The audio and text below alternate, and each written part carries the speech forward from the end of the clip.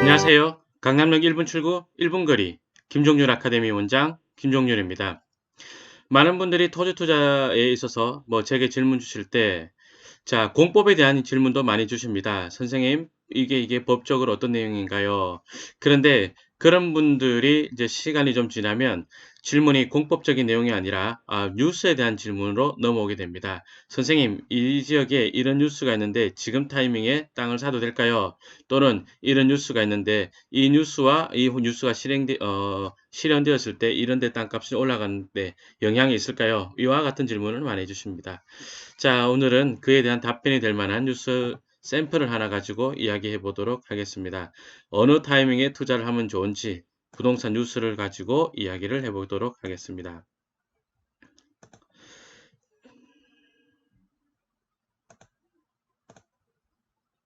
자, 인천 용류 무의 지역에 세계적 관광 레저 허브 도시로 조성하겠다는 뉴스가 2019년 10월 13일 뉴스에 있었습니다.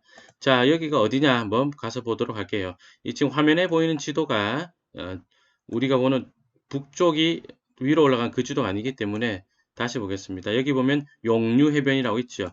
용류해변을 해서 요렇게랑 그 다음에 이게 무의도라는 곳입니다. 그러니까 용류해변과 무의도를 엮어서 이렇게 세계적 관광 레저 허브 도시로 조성하겠다라는 뉴스입니다. 경계가 어디서 어디까지인지 명확하게 나와 있지는 않죠. 무의도는 거의 다 들어가고 영종도 서부 쪽은 거의 다 들어가는 것으로 지금은 보여집니다. 계획 단계니까 경계가 불분명한 것 같고요. 자, 인천국제도시 내 용류 무의 지역을 세계적 경쟁력을 갖춘 관광 레저 허브 도시로 조성한다. 그래가지고 착수 보고 대회를 13일 하겠다고 13일 날 밝혔다. 목표 연도는 언제까지다. 자, 그래가지고 경제자유구역과 주변 지역 간 지역 발전 전략 수립을 하게 된다. 그 다음에 방안을 찾는다, 어쩐다 돼 있죠. 자, 누가 사업한다는 뉴스 아직 전혀 나오지 않았습니다. 그죠? 자, 이게 뭐죠? 사업 시행자가 아직 없습니다. 이와 같은 뉴스죠.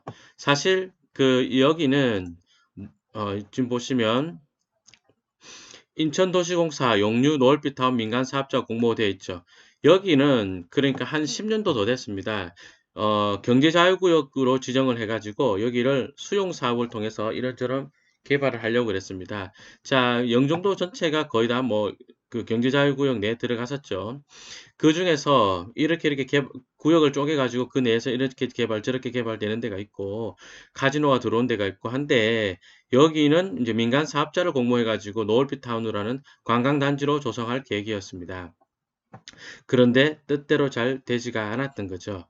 자, 보면은 2016년 4월에, 그러니까 잠깐, 2016년 4월이 아니라 그 이전에도 여기를 개발하겠다는 뉴스는 계속 있었는데 잘 되지 않았어요. 그런 동안에 여기 토지 주인들에게는 사개발은 계속 막아놓고 있었죠.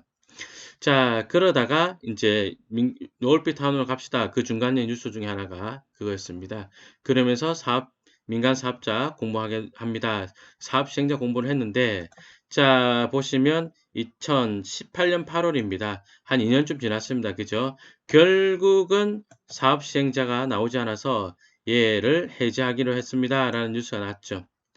자, 이게 2018년 8월입니다. 한 1년쯤 됐습니다. 그죠? 1년쯤 지나서 결국 여기 개발 사업을 해지하겠다라는 뉴스가 떴습니다. 자, 그러면 생각해 보자고요. 아주 오랜 기간 동안 용류해변을 비롯해 이쪽으로 개발을 억제를 했습니다.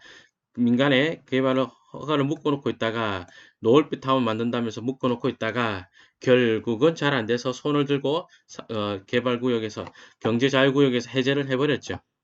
그런 뒤에 이거 다시 우리 한번 해보자라고 하면서 다시 해보자라고 하면서 요렇게 뉴스가 나왔습니다. 그럼 이때 땅 사도 될까요? 말아야 될까요? 지금 사는 거에 대해서 저 개인적인 성향으로 이야기하자면 저는 요 무렵에 토지 사는 것을 별로 권하지 않습니다.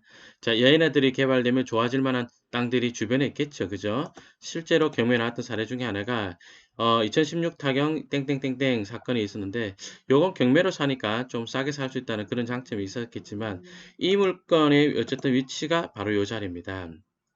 이때 당시로 제가 기억하는 걸 말씀드리자면 이 도로의 남쪽이 노을빛 타운으로 개발될 예정이었죠. 2017년 당시로서는 어떤 사업 시행자를 공모하고 있었던 때입니다. 뭐 잘 안 돼도 누가 해도 하지 않겠냐. 영종도가 갖고 있는 호재가 있으니까. 그런데 이제 요때 입찰을 했었는데 떨어지게 되었죠. 자, 그럼 지금은 또 가격이 또 어느 정도 올라 있을 건데 시세대로 산다면 지금 사는 것보다는 이미 올랐다라고 한다면요. 시세대로 사는 것보다는 경매로 싸게 사는 게 아니라 시세대로 사게 된다면 글쎄요. 이 뉴스를 보고 산다면 또 가격이 한 레벨 올라가 있을 수도 있습니다. 그런 것보다는 자, 시간을 기다리고 사업 시행자가 나오게 된다. 그때 비싸더라도 사는 게 어떠냐 하는 것이 제 생각입니다. 자, 파주시 봉암리 백성리 파주희망 프로젝트 민간사업자 공모라는 뉴스가 있죠. 이거 원래 뭐 하던 데냐면 요것도 이 뉴스도 마찬가지죠. 이것도 원래 파주 페라리 월드라는 개발 사업을 하고 있던 시도했던 곳입니다. 제가 토지 정규 강의 교환을 보면서 아주 잠깐 언급을 해 보도록 하겠습니다.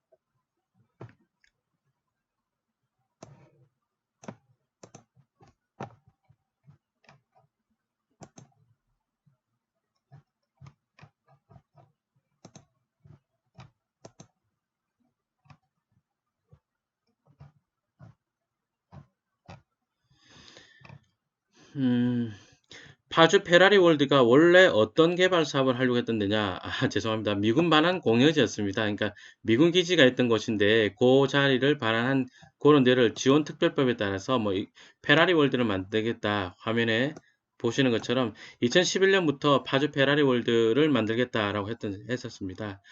그러다가 결국은 2014년에 해제를 해버렸죠.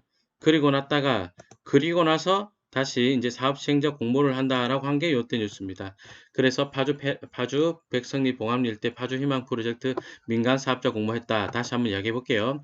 그러니까 파주 페라리 월드라고 2011년부터 개발 사업을 시작하다가 잘 안 돼서 결국은 해제를 했죠.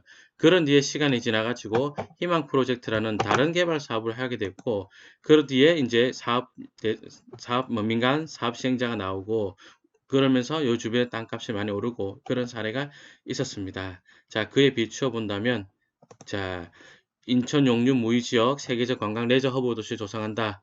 어느 타이밍에 시세대로 사더라도 어느 타이밍에 들어가야 될지 한번 생각해 보시길 바라겠습니다. 저라면 민간 사업자가 나올 때 그 무렵에 좀 비싸더라도 사는 게 어떠냐 하는 것이 저의 생각입니다. 민간 사업자가 나온 뒤에 사업 방식에 대한 이야기가 좀 더 구체화되고 나서 그쯤에 땅을 산다면 투자 기간이 한 3년 정도면 여러분의 토지 투자가 뭐 성공으로 끝날 수 있지 않겠느냐 하는 것이 제 생각입니다. 자, 오늘 수업 여기까지 하겠습니다. 오늘 동영상 여기까지 하겠습니다. 도움이 되셨길 바라겠고요. 저는 또 좋은 강의로, 좋은 동영상으로 뵙도록 하겠습니다. 수고하셨습니다. 감사합니다.